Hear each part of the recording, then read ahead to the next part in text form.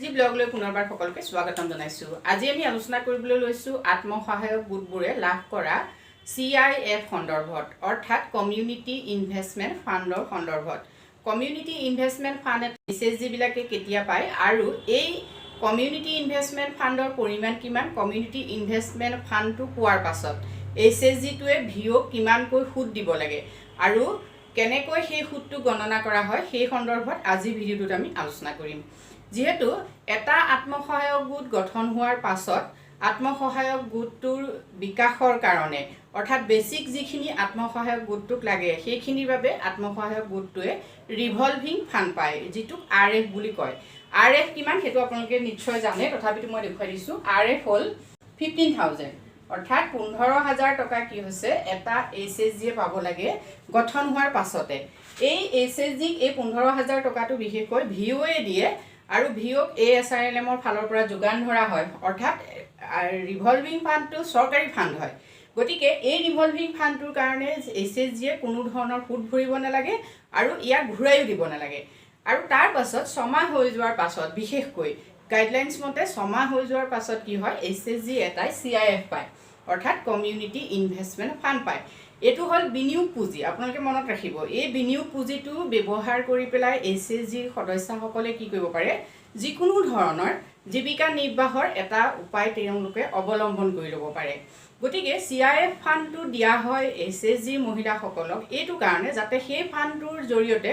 তেওঁলোকে তেওঁলোকৰ যিকোনো ধৰণৰ জীৱিকাৰ বাবে যাতে তেওঁলোকে এটা উপায় উলিয়াব পাৰে। এই CIF ফাণ্ডটো সাধাৰণতে পোৱাৰ পাছত দেখা যায় যে SHGটোৱে সুদ কেনেকৈ গণনা কৰিব, ভিওক কিমান সুদ দিব লাগিব আৰু ভিওই সেই SHGৰ পৰা কিমান সুদ ল'ব সেই কথাখিনিত কি হৈছে প্ৰায় SHG মহিলাসকল বিমূৰত পৰা দেখা যায়। তেখেতসকলে সাধাৰণতে কি হয় সুদ গণনা কৰাত অসুবিধা হয় আৰু তেতিয়া কি হয় তেওঁলোকে কথাখিনি গম নাপায় যে আমি কিমান সুদ দিম আৰু ভিওৰ ফালৰ পৰা বা জীৱিকা সখীসকলৰ ফালৰ পৰা বা সেক্ৰেটাৰী প্ৰেচিডেণ্টৰ ফালৰ পৰা কি হয় যিটো কয় সেইটোৱে দিয়া হয়। ইতিমধ্যে আপোনালোক বহুতে কমেন্ট কৰিছে, গতিকে সেই কমেন্টসমূহৰ ওপৰত ভিত্তি কৰি মই আজি ভিডিওটো বনাইছো যাতে আপোনালোকে সুদ কেনেকৈ গণনা কৰে, কিমান কিস্তি দিলে কেনেকৈ কিমানখিনি আপোনালোকে মূলধন দিলে কিমান ইন্টাৰেষ্ট দিলে পিছৰ মাহত কিমান মূলধন আৰু ইন্টাৰেষ্ট হ'ব সেই কথাখিনি আপোনালোকে পুংখানুপুংখভাৱে জানিব পাৰিব ভিডিওটোৰ পৰা। ঠিক আছে, এতিয়া প্ৰথম আমি চাই লওঁ যে ইন্টাৰেষ্টবোৰ কেনেকুৱা হয়, সুদ কেনেকুৱা হয়। মানে SHG এটাই যেতিয়া SHGটোৰ সদস্যসকলক ঋণ দিয়ে তেতিয়া কি হয় SHGটোৰ সুদ কিমান, SHGৰ পৰা আপুনি ঋণ ল'লে সুদ দিব লাগিব 1% কে অৰ্থাৎ 100 টকাকে।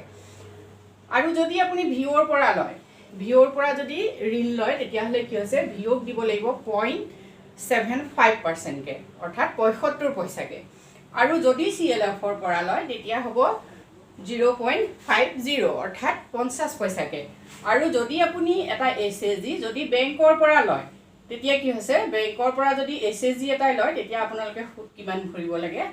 7% কে অৰ্থাৎ 100 টকাত 7 টকা সুদ। ঠিক আছে, গতিকে এইখিনি আপোনালোকে নিশ্চয় গম পাইছে আৰু এইখিনি আপোনালোকে মনত ৰাখিব যিহেতু এইখিনিতে বহুতৰ খেলিমেলি হোৱা দেখা যায়। এতিয়া আমি চাওঁ যে কমিউনিটি ইনভেষ্টমেন্ট ফাণ্ডটো SHG এটা কেতিয়া পায়, যেতিয়া SHGটোৰ গ্ৰেডিং হৈ যায়। 6 মাহ হৈ যোৱাৰ পাছত কি হৈছে SHG এটা আচলতে গ্ৰেডিং কৰিব লাগে, কিন্তু 3 মাহত এটা গ্ৰেডিং 6 মাহত এটা গ্ৰেডিং SHG হ'ব লাগে। এতিয়া গ্ৰেডিং কেনেকৈ কৰে সেই সম্পৰ্কে যদি আপোনালোকে জানিব খোজে মোৰ SHG প্লেলিষ্টত আপোনালোকে চাব পাৰে। এতিয়া চাওক যেতিয়া কি হয় গ্ৰেডিং পায়, গ্ৰেডিং পোৱাৰ পাছতে আচলতে কমিউনিটি ইনভেষ্টমেন্ট ফাণ্ড ভিওই SHG দিব লাগে। আৰু যদি ভিওই নিদিয়ে তেতিয়া কি হয় ভিও যদি নাথাকে তেতিয়া CLFও যদি নাথাকে তেতিয়া আচলতে বেংকৰ পৰা এইটো দিয়া হয়। এতিয়া যদি আপুনি CIF পালে, CIFৰ যিটো পৰিমাণ সেই পৰিমাণটো আপোনালোকে সকলোৱে নিশ্চয় জানে, তথাপিতো মই লিখি দিছো 1,10,000 টকা কি হৈছে CIF ফাণ্ড অৰ্থাৎ 1,10,000 টকা 1,10,000 কি হৈছে CIF ফাণ্ড। এতিয়া এই CIF ফাণ্ডটো যেতিয়া আপুনি ভিওৰ পৰা ল'ব SHGটোৱে যেতিয়া পাব তেতিয়া কি হয় ইয়াৰ বাবে আপুনি সুদ কিমানকে ভৰিব লাগিব 0.75 কে। ঠিক আছে, এতিয়া আমি চাওঁ এই 1,10,000 টকা আমি ধৰি ললো 11 গৰাকী সদস্য আছে এটা SHG, এটা SHGত 11 গৰাকী সদস্য আছে। 11 গৰাকী সদস্যই যদি এই 1,10,000 টকা ভগাই লয় প্ৰায়ে দেখা যায় SHG বোৰত কি হয় এনেকুৱা ফান্ড আহিলে টকাটো ভগাই লয় কিন্তু আপোনালোকে মনত ৰাখিব যে ভগাই লোৱাতকৈ যদি আপোনালোকে একেলগে কিবা এটা কৰিব পাৰে মানে 1,10,000 টকা ইনভেষ্ট কৰি আপোনালোকে এটা ডাঙৰ ব্যৱসায় গঢ়িব পাৰিব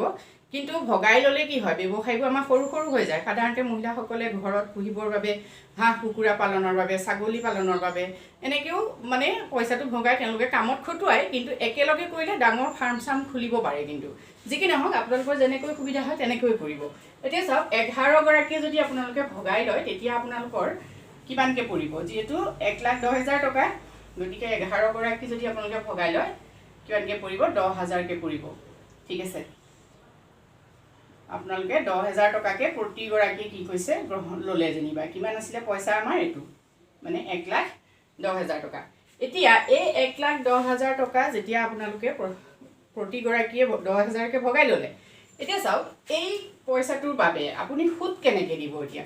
যেহেতু ইয়াত সুদ কিমান হ'ব 0.75 মানে 175 পইচা এতিয়া এটা কথা মন কৰিব আপুনি যেহেতু পইচাটো SHG পৰা ল'ব গতিকে SHG পৰা পইচাটো লোৱাৰ বাবে আপুনি কিমান সুদ দিব লাগিব আপোনালোকে কিন্তু পইচাটো সুদ আপোনালোকে 1 টকাই দিব লাগিব যেহেতু আপোনালোকে কাৰ পৰা ল'ব SHG পৰা ল'ব আৰু ভিঅ কিন্তু আপোনালোকক এই পইচাটো SHG দিব ভিঅ SHG কিমানত দিব 0.75% দিব এইখিনিতে অকমান খেলিমেলি ভাব এটা সকলোৰে আহে এতিয়া 10,000 টকা কেপিটেল মন কৰক 10,000 টকা কেপিটেল এটো কিস্তি হিচাপে ভগাই ল'ব 11 গৰাকীয়ে 10,000 তেতিয়া 1,000 কে দিলে প্ৰথম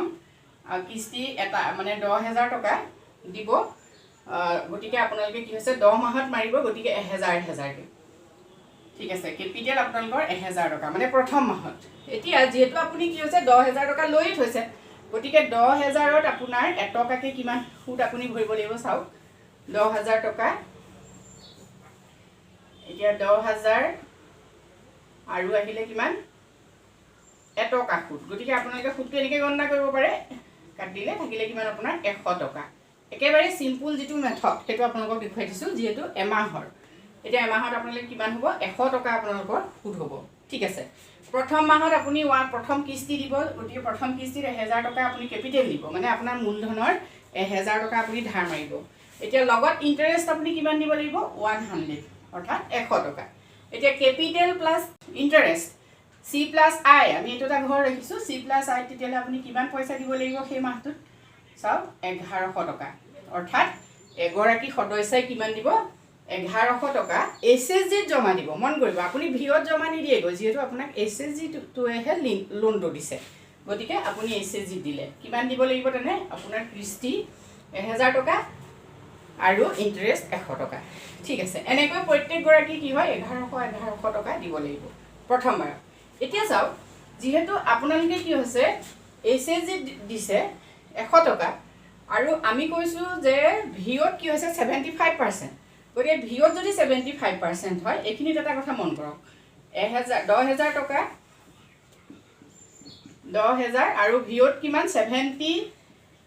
মানে 0.75% ভিঅত দিব লাগিব গতিকে আমি কিমান ভিঅত কিমান দিব লাগিব আপোনালোকে চাওক এতিয়া আপোনালোকে এটো এনেকে ইনটু কৰক 75 5 0 0 5 0 0 7 7500 অৰ্থাৎ এটা দুটা পাছত দশমিক দিলে এটো তাৰমানে আপোনালোকে কিমান দিব লাগিব 75 रुपीस এটা মন কৰক কথাটো SHG টোৱে সুদ পালে কিমান এমাহত 100 টকা এগৰাকী সদস্যৰ পৰা ঠিক আছে আৰু সেই 100 টকাৰে 75 টকা কি কৰিব লাগিব ভিঅক দিব লাগিব মন কৰিব 75 টকা ভিঅক দিলে ঠিক আছে সেই 100 টকাৰে 75 টকা কি হৈছে ভিঅক দিলে কিমান থাকিলে 25 रुपीस থাকিলে কিমান 25 रुपीस এতিয়া এই 25 रुपीस টো ক'ত থাকিব SHG সেভিং একাউন্টত থাকি যাব মানে SHG টোৰ SHG টো কি আহৰণ কৰিব SHG এটা লোন কিয় দিয়ে যেহেতু SHG টো কি হয় আৰ্নিং কৰিব খোজে SHG টোৰ উদ্দেশ্য হল ঋণ দিয়াৰ উদ্দেশ্য তেওঁলোকে আৰ্নিং কৰিব গতিকে তেওঁলোকে এই ঋণটো ভিঅৰ পৰা ললে ভিঅৰ পৰা লৈ সদস্যসকলক দিলে এতিয়া সদস্যসকলক দিয়াৰ লগে লগে তেওঁলোকে কি হৈছে মান্থলি এগৰাকীৰ পৰা 25 টকা পইচা কি হৈছে SHG টোৱে আৰ্নিং কৰিব আৰু নেক্সট এতিয়া চাওক আছিলে 10,000 টকা আছিলে 10,000 তাৰে আপুনি 1,000 টকা কি হৈছে 1,000 টকা যেহেতু আপুনি কিস্তি প্ৰথম কিস্তি দিলে গতিকে আপোনাৰ কিমান থাকিলে 9,000 থাকিলে দ্বিতীয় মাহত আপোনাৰ হাতত পইচা কিমান থাকিব 9,000 থাকিব মানে মূলধন আপোনাৰ 9,000 আছে এতিয়া এই 9,000ত আপুনি কি কৰিব লাগিব এটকাকে সুদ আকৌ উলিয়াওক কিমান হ'ব 9,000 এটকাকে সুদ হ'লে আপুনি এইটা কাটো কেনেকৈ থাকিব কিমান 90 টকা ঠিক আছে 90 টকা সুদ হ'ল এতিয়া এই 90 টকা সুদ হ'ল এতিয়া আপুনি তেতিয়াহ'লে ইণ্টাৰেষ্ট নেক্সট মাহত কিমান দিব লাগিব 90 টকা দিব লাগিব ওকে কেপিটেল আপোনাৰ 1,000 টকা যেটো কিস্তি 1,000 গতিকে অল টোটেল নেক্সট মাহত আপুনি পইচা দিব লাগিব কিমান চাওক 1090 অৰ্থাৎ 1090 মানে 1,090 টকা পইচা আপুনি কি কৰিব লাগিব SHG জমা দিব লাগিব ঠিক আছে তেতিয়াহ'লে আপোনাৰ হাতত যেটো 2,000 গ'ল এতিয়া আপোনাৰ মূলধন কিমান থাকিব 8,000 থাকিব মানে কিস্তি আপোনাৰ আৰু দিবলগীয়া কি কেটা আছে আৰু 8টা কিস্তি থাকিব মানে 8,000 1,000 কে এতিয়া আপুনি আকৌ ইয়াত সুদটো উলিয়াই লওক কিমান হ'ব 80 হ'ব 80 rupees গতিকে আপুনি আকৌ ইয়াত সুদ চাওক ইন্টাৰেষ্ট কিমান 80 আৰু ইয়াত 1,000 টো এটো একেই গৈ থাকিব তেতিয়া আপোনাৰ আকৌ কিমান হ'ল চাওক 1,080 rupees আপুনি কি কৰিব লাগিব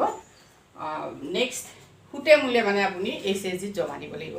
গতিকে এনেকৈ আপুনি কি কৰিব লাগিব স্টেপ বাই স্টেপ আপোনাৰ কি হৈছে এই জমা দিয়া যেটো পৰিমাণ সেই পৰিমাণটো কমি কমি আহি থাকিব সদায় মন কৰিব যে প্ৰথম মাহত আপুনি যিমানখিনি কিস্তি সহ ইন্টাৰেষ্ট মানে সুদ লগ খাই যিমান পইচা দিছে হিমান পইচা আপুনি নেক্সট মাহত কেতিয়াও দিব নালাগে গতিকে যদি আপোনালোকক কোনোবাই কৈছিল বিশেষকৈ কেইবাগৰাকীও মোলৈ এনেকৈ মেছেজ পঠাইছিল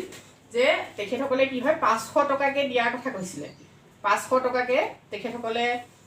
কিস্তি তেখেতসকলে 500 টকাকে দিছিলে আৰু 10,000 টকা লৈছিলে এতিয়া যদি আপুনি 500 টকাকে কিস্তি দিয়ে মানে 20টা কিস্তি দিয়ে যেনিবা 500 টকা এটা 500 টকাত যেহেতু আকৌ আপোনাৰ কি হৈছে সুদ হ'ব 100 টকা গতিকে প্ৰথম মাহত আপুনি কিমান দিব লাগিব প্ৰথম মাহত দিব লাগিব 600 টকা ওকে এটা নেক্সট মাহত চাও যেহেতু 500 টকা আপুনি দি দিলে গতিকে আপোনাৰ কিমান থাকিলে 9,500 পইচা থাকিলে 9,500 যেহেতু আপোনাৰ আকৌ এটকাকে সুদ কিমান হ'ব চাওক আপোনালোকে শূন্য দুটা কাটি দিলে এফালে থাকিলে 95 rupees ঠিক আছে 95 rupeesৰ লগত আপোনালোকে কি হৈছে ইন্টাৰেষ্ট আপোনাৰ 9 কেপিটেল হ'ল 500 ইয়াত ইন্টাৰেষ্ট হ'ল 1 এটো কেপিটেল এণ্ড ইন্টাৰেষ্ট এটা নেক্সট মাহত আপোনাৰ কেপিটেলটো যেটো সদায় একেই থাকিব 500 আকৌ ইন্টাৰেষ্ট কিমান হ'ব ইয়াত 95 গতিকে আপুনি দিব লাগিব নেক্সট মাহত 595 rupees ঠিক আছে গতিকে এই দৰে কি হৈছে উলাই গৈ থাকিব তাৰমানে আপোনাৰ কি হ'ব 5 টকা ইয়াত কমি আহি থাকিব নেক্সট মাহত হ'ব আপোনাৰ 590 নেক্সট মাহত হ'ব 585 এইটো সিস্টেমত কি হৈছে আপুনি ফুড এণ্ড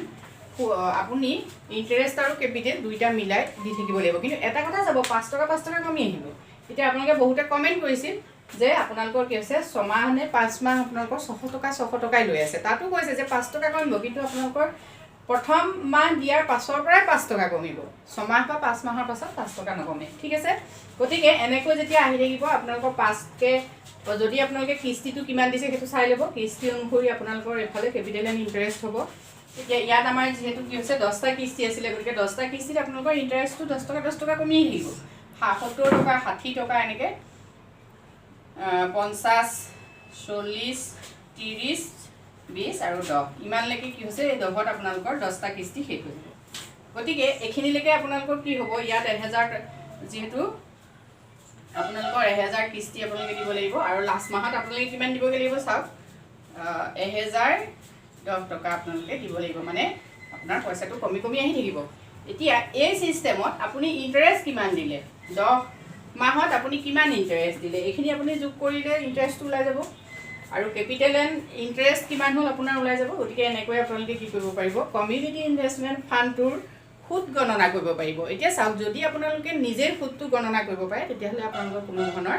খেলিমেলি নহয় এতিয়া আপোনালোকে যেতিয়া SHGৰ বাবে যেটো কেপিটেল আপোনালোকে ৰাখিব লাগিব যেটো সুদৰ পৰা কি হৈছে যেটো অংশ পাব সেইটো SHGৰ আৰ্নিং হ'ব